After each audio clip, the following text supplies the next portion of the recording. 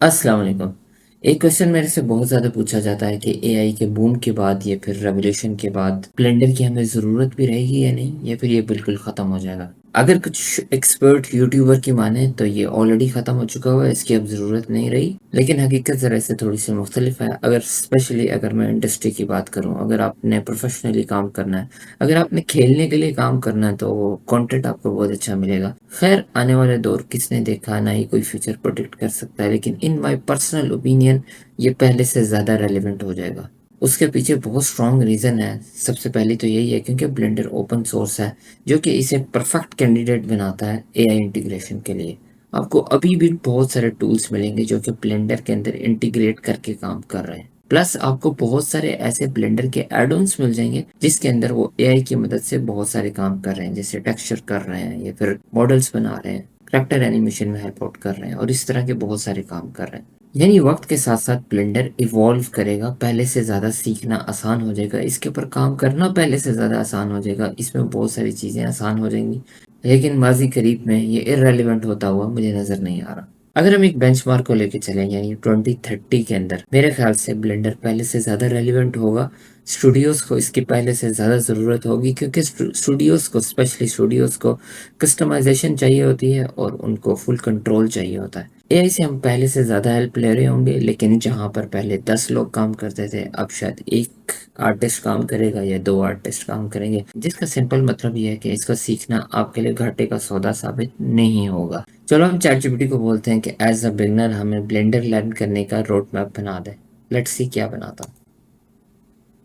ये उसने road map बनाया है 16 वीक का, जिसमें वो कहता है कि आप इतने में ब्लेंडर में एटलीस्ट इंटरमीडिएट लेवल के ऊपर तो जा सकते हो अगर कोई बंदा मेहनत से काम करता है। तो शुरू के अंदर वो अगेन, आप अगर देख रहे होगे तो वो बहुत बेसिक लेवल से शुरू कर रहा है कि आप व्यू पोर्ट को सीखो, हॉट कीज को सीखो, कैसे नेविगेट करना है व्यू पोर्ट के अंदर, किस तरह से चीज़ों को लेके आना है, किस तरह से एडिट मोड के अंदर जाना है, ये सारी चीज़ें सीखो। उसने द फेमस ब्लेंडर ग्रुप की डोनट सीरीज को रिकमेंड किया है, जो कि मेरे ख्याल से यहाँ पे मौजूद जितने भी ब्लेंडर आर्टिस्ट हैं उन्होंने लास्ट में एक ना एक दफ़ा तो इसको ज़रूर अटेम्प्ट किया होगा, क्योंकि पहली चीज़ वो बहुत पुरानी है और वो बहुत मशहूर है और उसमें आप बहुत कुछ लर्न कर सकते हो। इसके बाद नेक्स्ट चैट जीपीटी ने हमें मॉडलिंग फाउंडेशन के ऊपर कुछ चीज़ें बताई हैं। गोल उसने हमें यह बताया कि आप अच्छे तरीके से मैश बना सको, और सेकंड चीज़ ये है कि आप मॉडिफायर और टोपोलॉजी को सीख सको कि इसके पीछे कॉन्सेप्ट क्या है। अब यहाँ पे बहुत सारे दोस्त मेरे से भी पूछते रहते हैं कि आपके कोई कोर्स हैं जिसे हम ज्वाइन कर सकते हैं। तो भाई मेरे मोस्टली कोर्सेज आपको वैसे ही यूट्यूब के ऊपर मिल जाएंगे, आप प्लेलिस्ट के अंदर जाके देख सकते हो। फिर भी अगर आप डिटेल कोर्स देखना चाहते हो और मेरी तरफ से रिकमेंडेशन चाहते हो, तो मैं एक ब्लेंडर उस्ताद का कोर्स रिकमेंड कर देता हूँ। साथ हम उसको रिव्यू भी कर लेते हैं कि उसमें क्या क्या चीज़ें इंक्लूड हैं। बिल्कुल फेयर रिव्यू करेंगे, जाहिर सी बात है। वैसे जुनैद भाई के साथ पिछले दिनों में बहुत अच्छा सेशन हुआ था, वो उन लोगों के लिए जो कि ब्लेंडर के ज़रिए अर्निंग करना चाहते हैं। बहुत ज़बरदस्त सेशन है, मैं लिंक नीचे डिस्क्रिप्शन के अंदर डाल दूंगा, आप उधर से जाके देख सकते हो। तो हम साथ कोर्स को खोल लेते हैं और उसको भी साथ साथ रिव्यू करेंगे। इसकी अगर हम डिटेल में जाके देखते हैं तो ये 23 घंटे का कोर्स है और 28 लेक्चर्स हैं। तो मेरे ख्याल से ये लेक्चर की ड्यूरेशन बहुत ज़्यादा है, यानी तकरीबन एक एक घंटे का एक लेक्चर है। और आजकल ख़ास तौर पे जेन ज़ी को तो रील्स देखने की आदत है, हम सबको ही आदत बन गई हुई है। तो उनका तो अटेंशन स्पैन ही बहुत छोटा हो चुका है, तो इतने बड़े बड़े लेक्चर्स देख के तो वैसे ही हाथ पैर लोगों के फूल जाते हैं।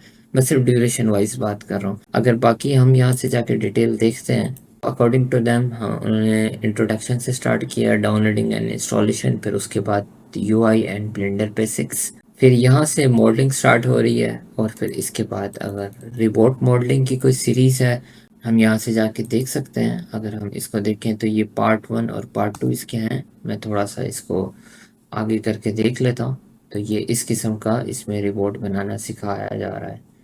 इसके बाद इसमें अगर हम आगे चलते हैं तो स्कल्पटिंग टूल एंड एक्सरसाइज हैं, फिर उसके बाद यूवी मैपिंग है, texture paint and bit map texturing है, प्रोसीजर टेक्सचरिंग है।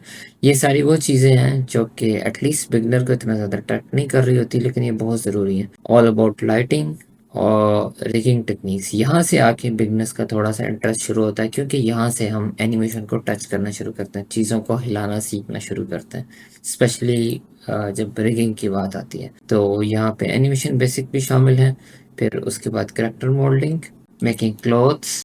इसके बाद वीएफएक्स एक ऐसी चीज़ है जो कि बिगनर्स को बहुत ज़्यादा फैसिनेट करती है, क्योंकि आप वीडियो के अंदर चीज़ें डिफरेंट तरह की डाल सकते हो, तो जाहिर सी बात है अब ये काम एआई भी बहुत अच्छे तरीके से कर रही है। तो साथ ही अगला सेशन अगर आप देखते हो तो वो दिया हुआ है कि right way to use the AI.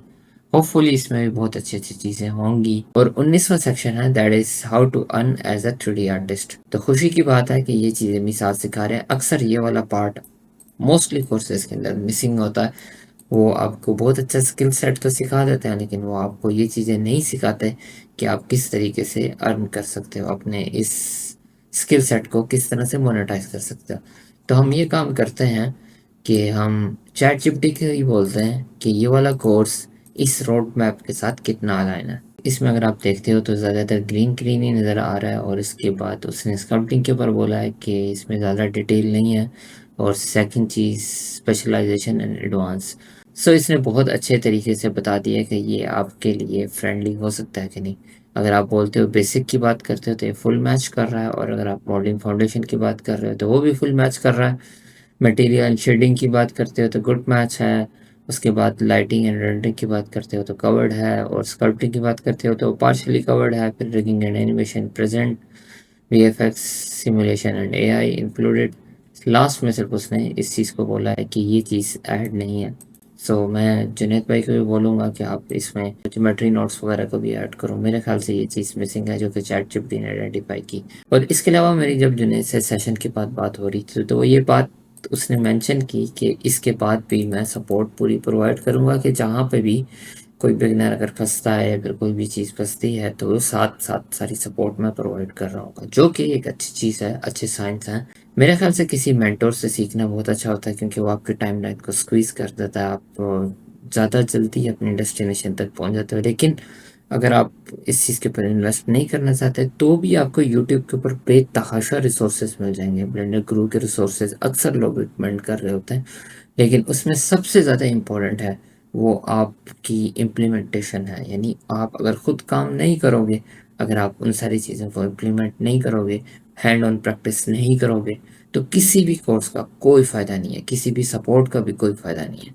इस सब का फ़ायदा सिर्फ तब है अगर आपने अपने आप को मेंटली इस चीज़ के लिए रेडी कर लिया हुआ है कि आप इसके ऊपर डीप डाइव कर सकते हो, या फिर आप इसके ऊपर ट्राई कर सकते हो।